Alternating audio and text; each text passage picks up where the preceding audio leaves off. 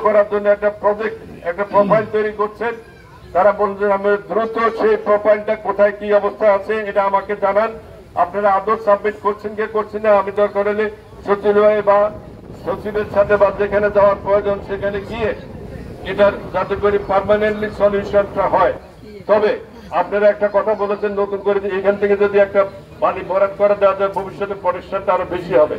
এই জিনিসটা হ্যাঁ, এই যেহেতু বালুর অভাব নাই, বালু ওদিক থেকে আনা যাবে, এখানে ব্যবস্থা করলে আমার মনে আমাদের অনেক ভালো হবে। সেটার ব্যাপারে আমি তাদেরকে বলবো আজকে, যাতে করে তারা এটাও সার্ভে করে দেখে, যাতে করে এই প্রজেক্টের মধ্যে এটা প্রকল্পের মধ্যে যাতে করে অন্তর্ভুক্ত করে নেয়, যাতে করে এটা কাজ করে আমরা পার্মানেন্টলি আমাদের এই প্রবলেমটা সলভ হয়। আর বেড়ির পাশে আমাদের যে লোকগুলো আছে ইতিমধ্যে আমাদের টাকা বরাদ্দ হয়েছে এবং কাজ শুরু হবে। আমি প্রশাসনের সাথে আজকে অথবা কালকের মধ্যে বসে আমাদের এই লোকগুলোর একটা ব্যবস্থা করা, আপাতত তারা কোথাও যাতে করে তাদের মাথা ছাই দিতে পারে, মাথা জায়গার মতো কোথাও একটা ব্যবস্থা করে। ভবিষ্যতে রাতারাতি আর এই সমস্ত বড় বড় প্রজেক্ট করা যাবে না। ভবিষ্যতে যাতে করে আমাদের অঞ্চলে অনেক জায়গা জমি আছে, সরকারি জায়গা, এই সমস্ত একটি জায়গার মধ্যে তাদেরকে আমরা পুনর্বাসনের চেষ্টা করব, যাতে করে সেখানে থেকে তারা যে কাজ কাম করে সে করতে পারে। আর একটি বিষয় আমি আপনাদের নিকট সনির্বদ্ধ অনুরোধ করি, এই চরাঞ্চল হচ্ছে আল্লাহ তাআলার দোয়া চরাঞ্চল।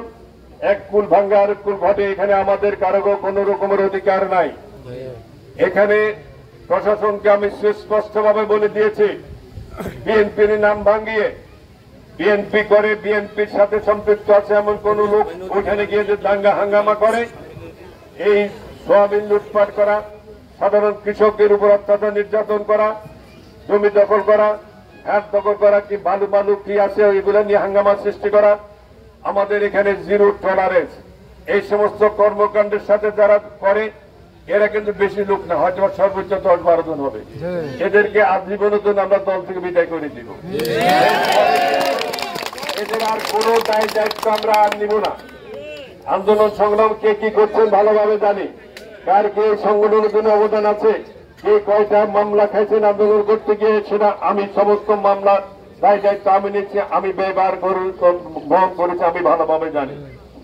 আমি সুস্পষ্টভাবে বলে দিতে চাই, কোন ব্যক্তির কারণে, কোন গোষ্ঠীর কারণে, যে একজনের কারণে যদি এই বিএনপির ইমেজ নষ্ট হবে, এই সমস্ত খামাখা বালু চালু কি এই যে সরে মরে এগুলা চুরি করে মানুষের মহিষ চুরি করে যদি আমাদের ভাবমূর্তি বিনষ্ট করতে চায়, তাদের বিরুদ্ধে আমরা কিন্তু আমাদের নেতা, আমাদের দল, আমি কোন অবস্থাতে ন্যূনতম কোন তাদের কোন স্পেস দেওয়ার করে দলের মধ্যে কোন অবস্থা নেই। সুস্পষ্ট কথা আপনাদের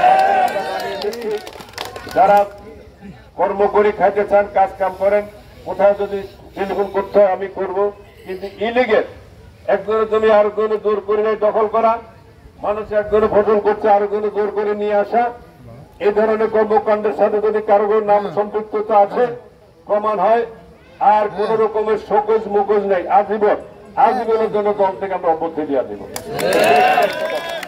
আর একটি বিষয়, সেটা হচ্ছে আমরা এখানে ইউনিয়ন পরিষদ আছে,